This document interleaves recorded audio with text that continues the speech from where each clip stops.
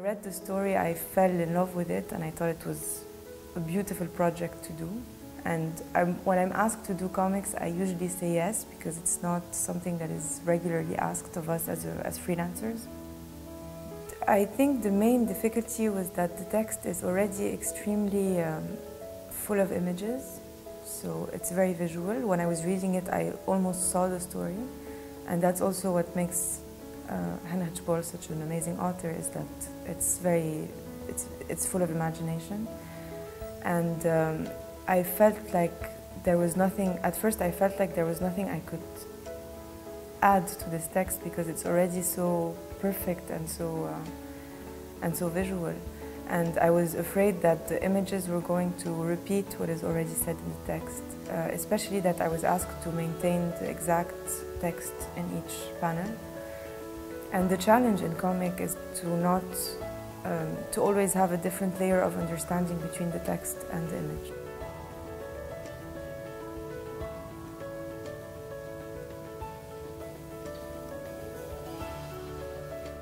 So about translating feelings or moods into drawings.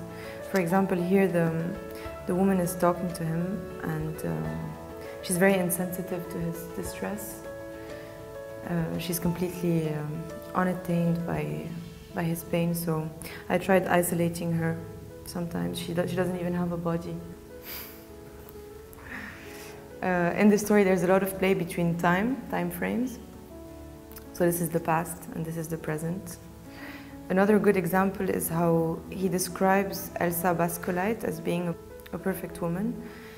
I tried to draw her with a hint of surrealism.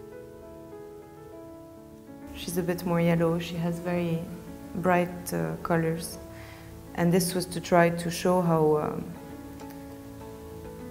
how much of a dream she is, more than a fantasy, a dream, more than an actual character.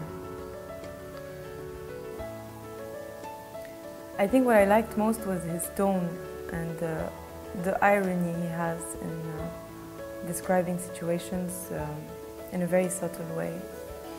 The way he turns something very tragic into something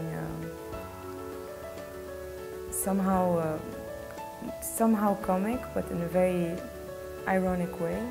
Turning English comics or Latin comics in general into Arabic is a challenge, mostly because the pages have to be flipped because of the reading direction. And sometimes, actually one of the techniques in drawing to see what is wrong with the drawing is to flip it, because we immediately see all the mistakes, the anatomical imperfections and stuff like that. In the case of Elsa Baskoleit, which was the story I adapted, the way he speaks about loss and grief and war, for a Lebanese person at least, it sounds very modern and contemporary.